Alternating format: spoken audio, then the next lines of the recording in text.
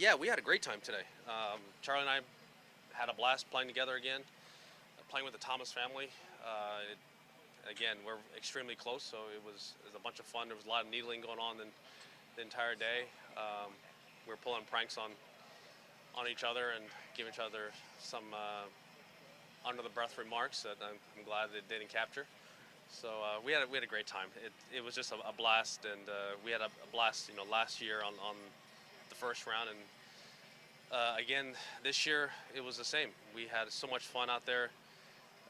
We did one thing that we wanted to do. We wanted to keep a clean card. Last year we made a bogey in each round. This year we didn't. Our third straight 62, which I think is pretty good. Hopefully tomorrow we get off to a quick start and keep it going. Hey Tiger, question here for NBC. I'm curious, what was your favorite moment out there with Charlie today? Just everything. The whole. I mean, I wish I could have walked, with him and been with him, each every step like I was last year. Physically, I'm not unable to do that. So I was the guy going out there and getting golf balls from Mike, who was offline, or I was offline and bringing balls back around. So, it was different, trying to drive the cart slower, with him and talk to him and make sure we were present. We're still a team. We're still doing it together. It's a little bit harder when I'm in a cart, moving around a little bit or trying to get through the galleries. The guys were extremely respectful and great, so supportive. But again, it's totally different than walking step by step. Unfortunately, that's a reality that we just can't experience this year. Tiger, you seem to have a good handle on what's ahead, but is there anything you learned from today or for actually competing inside the ropes that maybe you didn't know? Well, it's frustrating when I don't hit the ball as far as I know that I can, and the shots that I see that just don't come off the way that I want. I hit two good shots today, three. They came off exactly how I wanted to, my old numbers. But as I'll explain to you guys down in the Bahamas, I don't have the endurance. I mean, I haven't played. This is my fourth or fifth round of the entire year. So I don't have any golf endurance. So it's tiring out there. It was a slow day. But that's something that I'm going to have to, if I want to compete out here at the tour level, I'm going to have to get the endurance back and hit, thousands upon thousands of golf balls. That just takes time. What were the three shots? One was on was it 3, the par 5. It was a 220-yard 4-iron, which I hit probably 8 feet behind the hole. I hit a good one at 14, the par 5, and I smoked a 7-iron at 17. Now, I didn't think I could get there, but it was one of my old shots. So I'll be able to turn that thing down and hit that thing and squeeze it up there like that. That was nice. Even though it wasn't pin high, but just the shot, the feel, and the shape is what I was seeing. As competitive as you are, how difficult is it to kind of pull back and fit what you can do physically right now? Well, guys, I don't have it. You know that. I mean, it's just I don't have the game or the speed or any of that. So I'm just starting to get back into it. Didn't know if I was going to play this event, a couple weeks ago. So I was hoping at the Hero that I was able to hit balls consistently day after day, which I was able to do. And then now play, that was going to be the hard part. It's going to be the challenging part. Hopefully, I was hoping that Charlie would drive it as well as he did today, so I didn't have to hit his mini. Save me for the short shots, and I can still hit short irons. I can still putt. That has not left me.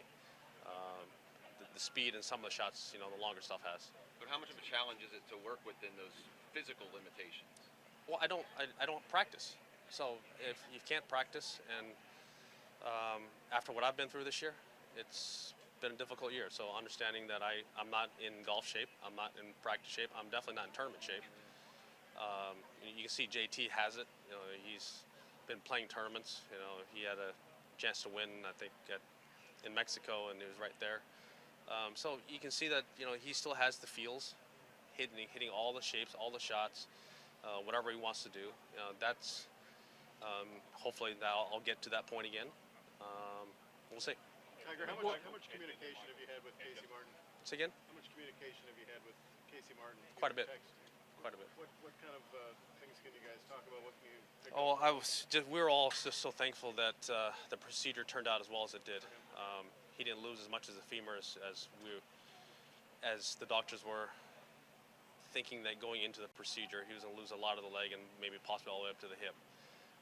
Now he's only got a prosthetic from the knee down. I mean, he's still in rough shape. It still hurts quite a bit, but what he's gone through his entire life, the amount of pain that he's lived in daily, and people have no idea how much pain that guy's lived in and how tough he is mentally and physically. And if anybody can get through what he's dealing with right now, it's Casey. Tiger, what are the odds on what went down on the 12th green when you guys were screwing around with the 60-foot putt? Oh, what would you think of that? I've never seen anything like it. I don't think any one of us has, right? Yeah. You know, three 60-footers going down, and one tie, all tie. Tiger, Trevino is such a golf genius. What was it like for you watching Trevino give a lesson to Charlie? He wasn't really giving a lesson to Charlie. He was just talking. Okay, like he does. I got a chance to be around Lee quite a bit early in my career, and to see the quality of strike. I mean, the guy's 82 years old. I mean, come on, it's not what it used to be, but he finds the middle of the face each and every time. And I don't care how old you are. The audio, he still has the audio. He still has his shape shots. It just doesn't go as far. But no one has controlled that golf ball as well as he has. I mean, the old Bellata ball into the wind, the shots that he played, and how he did it, off that hard pan in Texas, and then it transferred to pretty much everywhere around the world. Just the audio, and people would sit there and just listen. I mean, you just listen. Well, you can out hear. I mean, you guys know. You walk the range, and you can hear guys who know how to hit a golf ball. Lee was that guy. One last thing.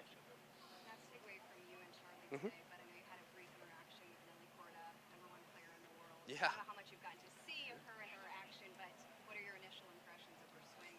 Oh my God, I've gotten a chance to see a lot of her this year play. I mean, she's played so well and won her first major, won a gold medal, #1 player in the world. She's risen so quickly. It's very much like what Serena and Venus. Venus was the one, same with Jess. But then once Serena got rolling, you can see the same thing with Nelly. She just has that fire, that inner drive. I mean, she's a lot like her dad. Just a lot like her dad. And it's fun to see someone at that age succeed as fast as she has, and she's earned it. Anything you can pick out from what you have seen? Well, just her golf swing. How fluid it is, and how the movement, center strikes, the way she hits it, the way she controls it, her temperament on the golf course, and how hard she fights. I mean, she fights on each and every shot. And you can't say that about every single player.